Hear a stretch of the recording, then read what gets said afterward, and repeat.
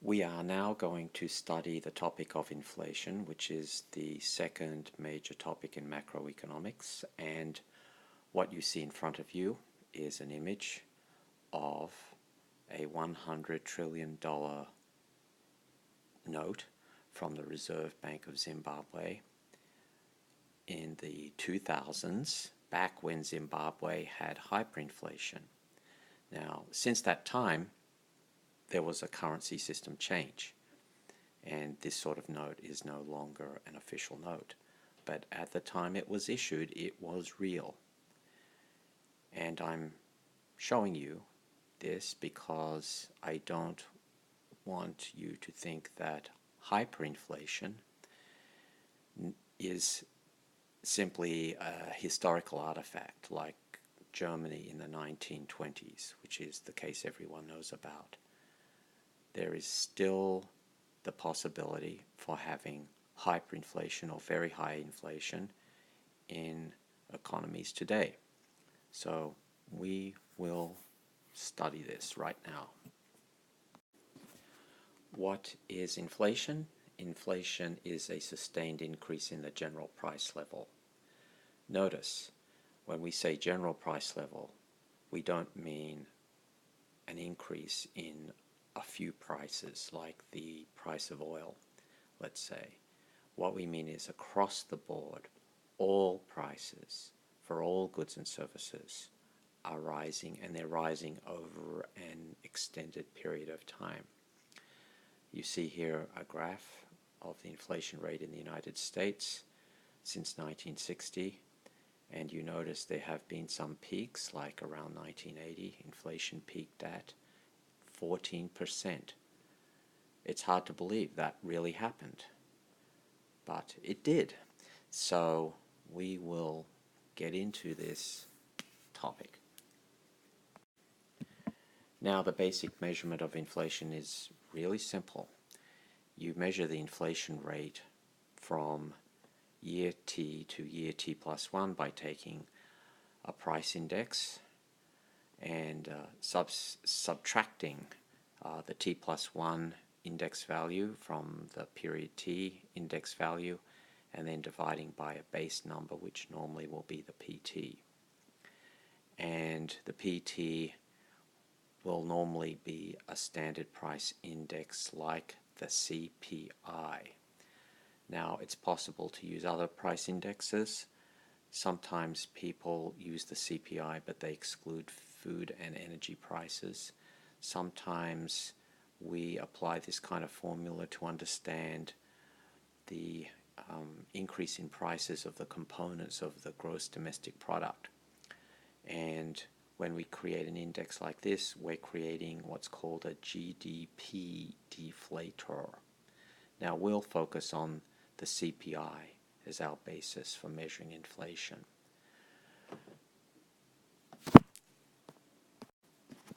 So let's get to the core of why we care about inflation.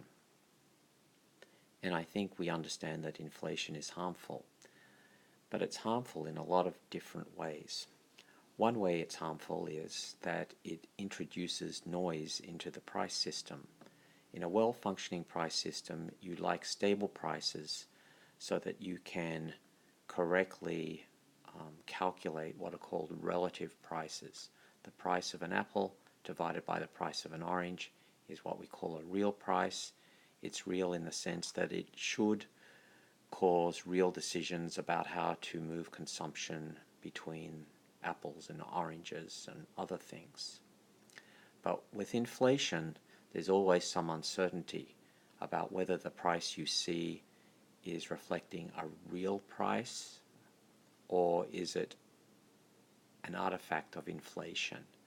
So this sort of noisiness that inflation creates in the price system is going to lead to some, unfortunately, bad or suboptimal choices of allocating consumption, of allocating effort, of allocating asset allocation, things like that.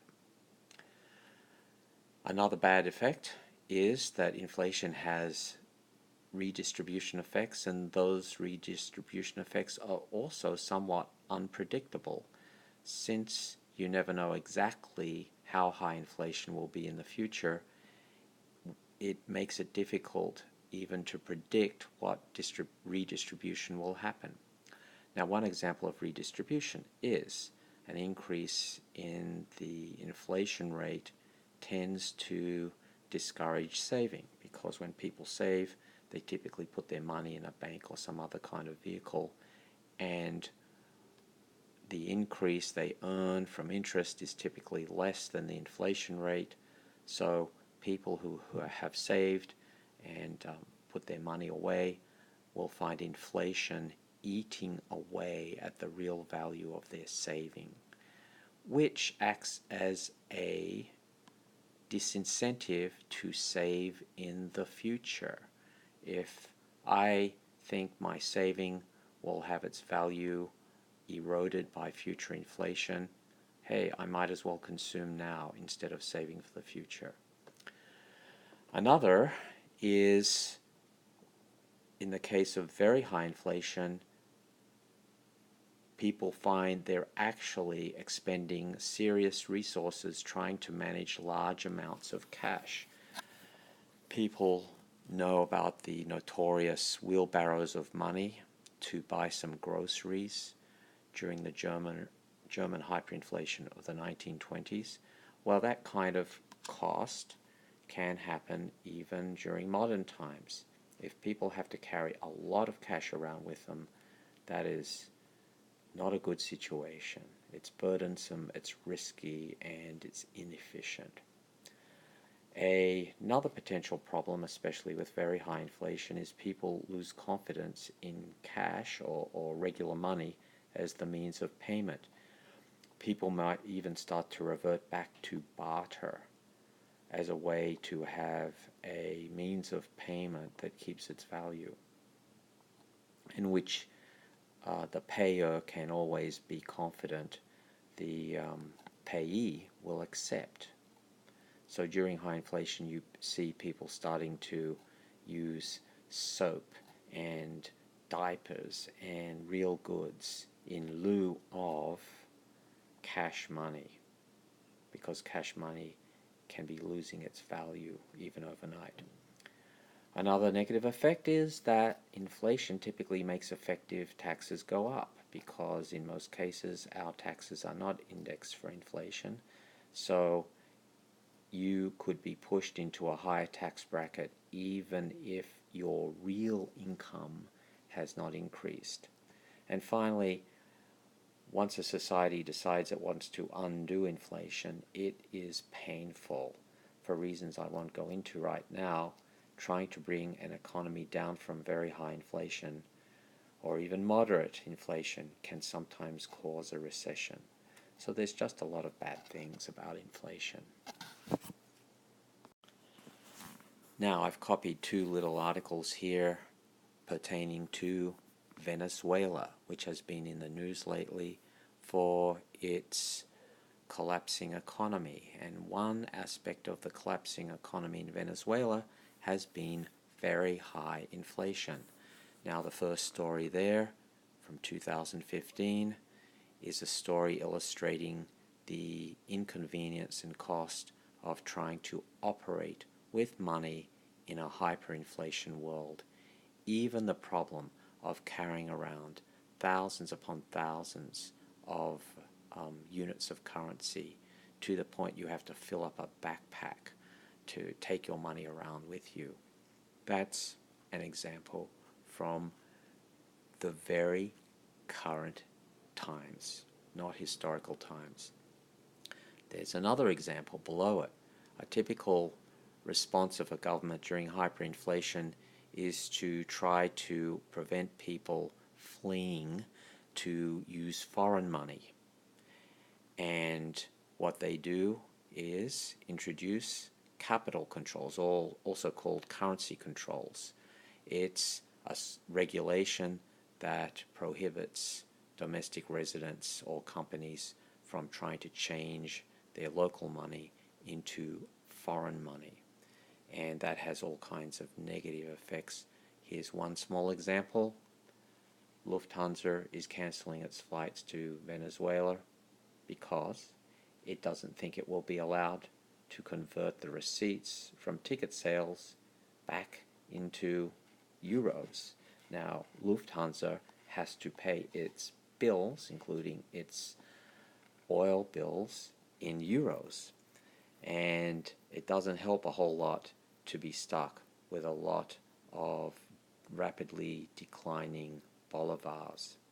Better not even to fly to Venezuela. So this is just one tiny, real-world, absolutely current-day example of how bad things can get under high inflation.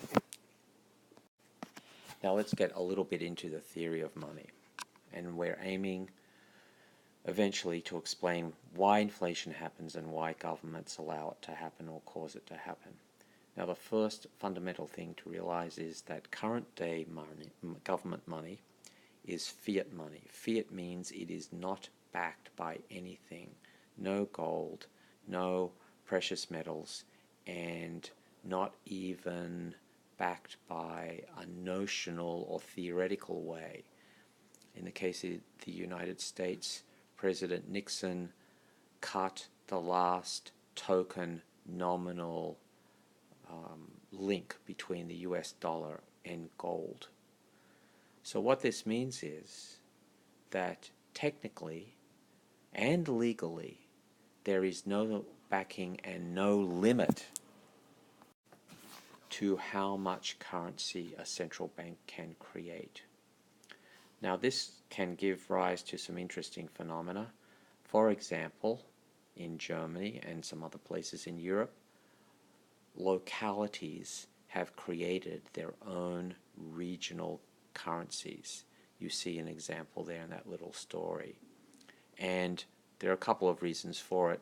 One reason is if people are losing their faith in the value of the euro, they can be trying to create their own alternative version of it. And there are these regional currencies in Germany and other places in Europe that are designed and circulate, and people have more confidence in this private money.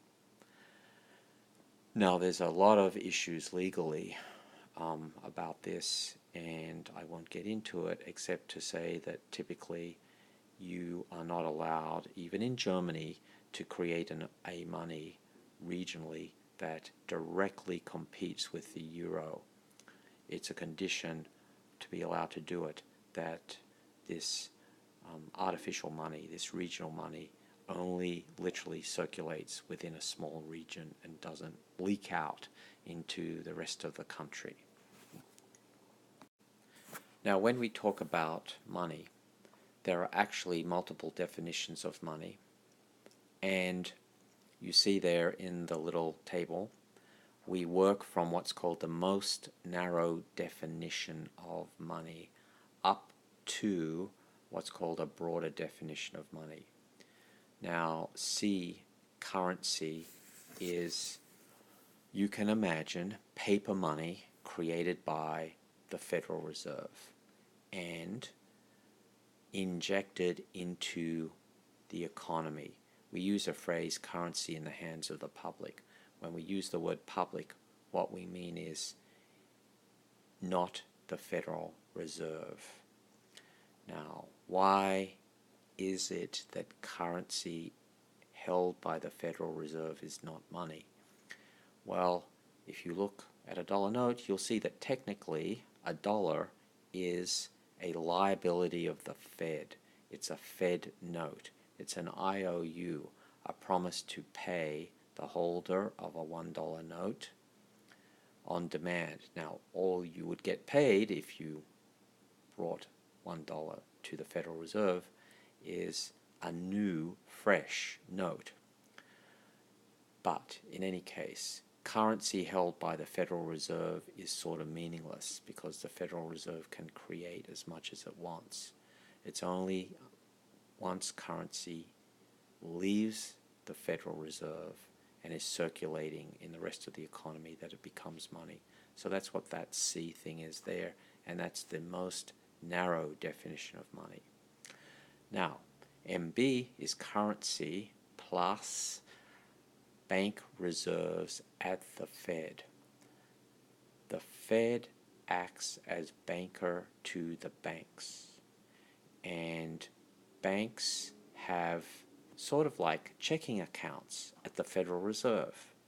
They can deposit currency or other valuable things into their accounts at the Fed, and any time they need to withdraw their reserves and turn those reserves into currency, that is money, they have the right to do that.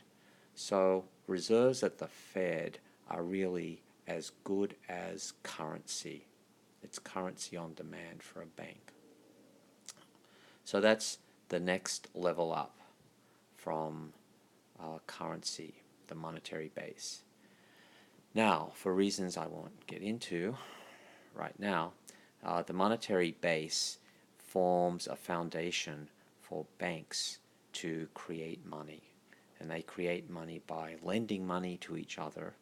And when banks lend money to each other and create checking accounts with other banks, as you and I deposit money in this bank or that bank, those checking accounts, their balances are counted as M1. M1 equals C plus MB plus checking accounts. Okay, but not reserves, by the way. Reserves don't count toward M1 because reserves only work as money for banks. So the idea here is you're able to use a check you've written out and turned in at the supermarket to buy your groceries. So that's why we're willing to count what are called demand deposits as money. Now the next level up is M2. M2 includes M1 plus savings deposits and small individual money market accounts. The logic here is that if you have a savings account or an individual money market account with a bank, it is relatively easy for you to convert that into M1 money quickly and easily, almost instantaneously. So M2 is the next level up of money. Now as we go from C to MB to M1 to M2, the definition of money is becoming broader, is what we say. So that's the core definitions of money that we will use. You can broaden that idea even more, but if you keep going down that route, you're going to end up counting houses and other things that by no stretch of the imagination can easily be converted into currency. Now here's some theory, our first serious theory. The theory of money that we will use to analyze inflation is called the quantity theory. And the quantity theory has an equation, and that equation is MV equals PY with subscripts T to indicate the time period we're looking at. And we can think of T being months or years or whatever you want. Let's just think of T as being like a month indicator. So M times V equals PY means the following thing. M is the total money supply according to whichever definition we're choosing to use. And depending on the purpose of the analysis, it may be that a more narrow definition of money is the best one for M. For other purposes we won't talk about, you would choose an M that is using a broader measure of money, like M2. V is the number of times the average dollar, the average unit of money, turns over, changes hands within a standard time period. So if you think that the entire money supply turns over once on average during a time period, then V would be equal to 1. That's like saying that a typical dollar note gets used in one transaction during the time period T. If the total money supply turns over twice or 3 times or 4 times or more times during a standard time period, then V goes up accordingly. Now the reason we're multiplying M times V is that V is an indicator of how much work the typical dollar does in terms of supporting transactions in the economy. So if I have a money supply of $1 billion, but that money supply actually has a velocity of 2, that means when I'm counting out how many transactions occur during period 2, it's during the period T, it's sort of as if I actually had $2 billion in the money supply. Okay, so V is the number of times a typical dollar changes hands during the relevant time period. Now, the right hand side you see P times Y. Now, the Y there is real income. The P is the price index. So P times Y is the total number of transactions during the relevant time period. The total dollar value, I should say, of all the transactions that happen during the time period. And by the way, here we're thinking about final goods and services. That's what's going into Y. So the idea is that the left-hand side, money and its turnover velocity, has to do the work of supporting all of the nominal dollar transactions that occur within the economy during the period T. So that's the MV is the support mechanism for carrying out transactions of PY during the relevant time period. Now, the equation below that is derived from the equation above. And the way you do that is you take percentage rates of change of everything in that first equation. So we know that approximately the percentage change of M times V is the percentage change in M plus percentage change in V. And that will equal approximately percentage change in P plus percentage change in Y. Now this is just an mathematical thing. There's no theory involved in saying that when I take percentage rates of change of things in that first equation, it gives me the second equation. It's just a sort of mathematical artifact.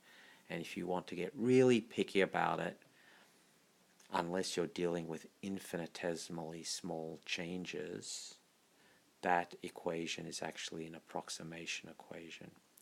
Now the reason we like to have that second equation, which is saying the growth rate in M plus the growth rate in V is equal to the growth rate of P plus the growth rate in Y.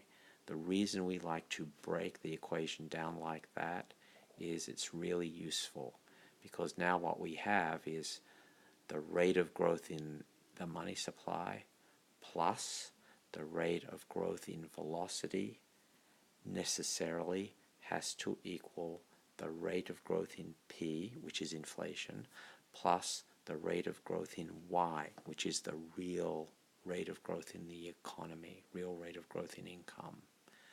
So that second equation is just taking the first equation, taking percentage changes of each of the variables, and it gives us this handy relationship between rates of change. And you'll see us use this equation soon to simplify the story. Now table 8.3 there is doing the typical macro model summary that you have seen before. And you see that in our analysis, we will typically be assuming that velocity is being kept constant, and we're keeping the money supply constant for simplicity. Okay, and also that the exogenous variables that make the whole thing move are the exogenously determined money supply, the exogenously determined velocity rate, and the exogenously determined real income, real GDP. So how does this quantity equation help us explain inflation? Let's assume that in the short run, velocity V remains constant and real income Y remains constant. Then the rate of growth in money equals inflation. So if the Federal Reserve is printing money, there's a positive rate of growth in money, and you inject that into the economy, you have to have inflation. You've got MV equals PY, V is remaining constant, Y is remaining constant, so the rate of growth in M has to determine the rate of growth in P. So let's look at some graphs. The reason we're looking at these graphs is to see that our crude hypothesis that the rate of growth in money determines the rate of inflation turns out to be pretty consistent with the historical record. So here you see money growth and inflation in the United States. You see a positive correlation between money growth rate and inflation rate. Now we have to be a little careful and say that when money growth is below like 5%, there's not such a strong relationship. But once you get into high rates of money growth, like 6% and 7%, then the positive correlation between money growth and inflation becomes clear. Here's another data point. Money growth and inflation around the world between 1990 to 2011. And you see that generally there's a positive relationship, and the positive relationship is more pronounced the higher is the money growth. So if you get into a rate of growth of money that's very high, then you have a very high positive correlation with the inflation rate. Let's talk about Venezuela again a little bit. Here's another more direct and recent example of how high money supply growth is correlated with inflation. And what happened in the case of Venezuela is there was a surge in printing of money, and that is a prior event to higher inflation in Venezuela. So there's a definite correlation no matter whether you look at long-run statistical data or whether you look at short-run recent events. Now, one thing we're going to adopt and use is the idea of the classical dichotomy. The classical dichotomy says basically that in the long run, real economic values, that means real prices, real earnings, real income, all those things are only influenced by real factors. And nominal values are influenced by monetary factors. So what you have is a situation where real prices, real relative prices are unaffected by printing money. And we call that the neutrality of money.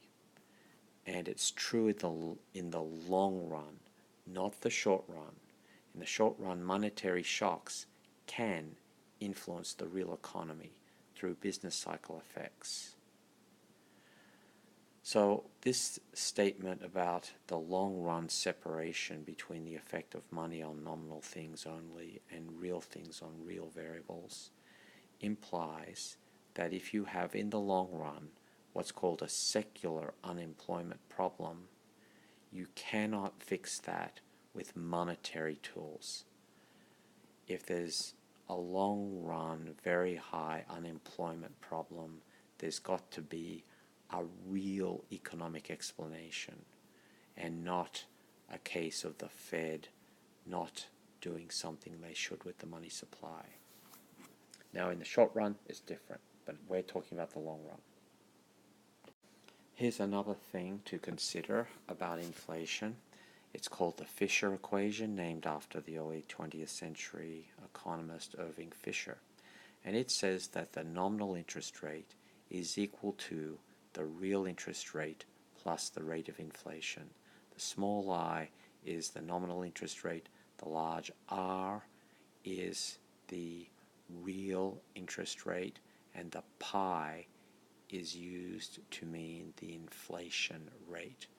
The reason we use pi for the inflation rate is that I is already taken by investment. So the Fisher equation says that if you're trying to decompose small I, the nominal interest rate, into two components, one component is the inflation rate and one component is the real interest rate.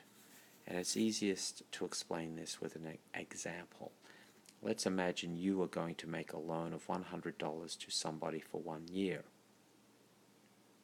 Let's imagine you expect and want a 4% real return, that's like after inflation return, on your loan. Now, if inflation is expected to be 0, that's like having the pi equal to 0, then you will ask for a 4% nominal return, that is $104 after 1 year, which will get you your capital R real rate of interest of 4%. So that's great. Okay, then in this case the nominal rate of interest and real rate of interest are both 4%. But what if you expect inflation to be 5%? Now, you're wanting a 4% real return, but you expect inflation to be 5%. Go ahead, look at the equation. What nominal interest rate are you going to demand before you're willing to make a loan? And another thing to think about, what if inflation keeps going up? What if that pi keeps going up? And what if the capital R, your desired real return rate, remains the same? What must happen to the nominal rate of interest, small I? Now you can see a little bit how interest rates, by which I mean nominal interest rates, are very much affected by inflation. So why do we have inflation if the effects are so bad? Well, the explanation is basically seigniorage. And seigniorage is connected to the concept of the inflation tax. And this is what we mean. When the Fed prints money and gets that money out into the economy, it allows the government to spend. And what that means is, if the economy is close to full employment, there's got to be a place where resources from spending come from. And those resources come from the inflation tax of inflation devaluing our income savings and pushing us all into higher tax brackets. So effectively, inflation can work as a form of taxation.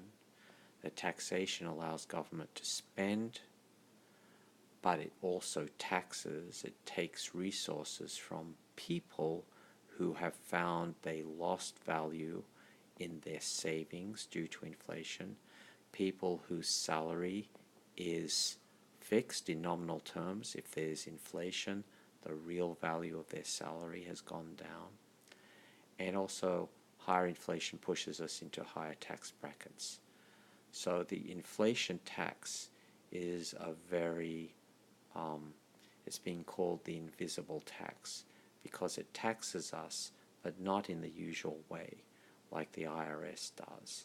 It taxes us by devaluing our assets, devaluing our wages, and effectively transfers those resources, in a sense, to the federal government to fund its own spending.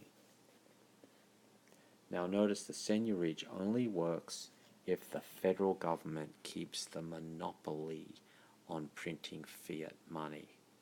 That's why you have a lot of laws preventing people from creating a competing national money. In some countries, as you know already, people can get away with having their own locally circulating kind of money, but you definitely are not allowed to challenge the federal government monopoly on creating money for the entire economy, because that's a source of revenue for the federal government. This equation summarizes the government budget constraint. The G is government expenditure. We call it uses. The right-hand side are the three sources of funding revenue for the government. The T is taxes. That's plain old taxation like we all know about. The delta B in this model is the issuing of new treasury bonds by the federal government. And the delta M is the amount of new money created by the Federal Reserve. So the right-hand side is sources of funds. The left-hand side is what's called uses of funds.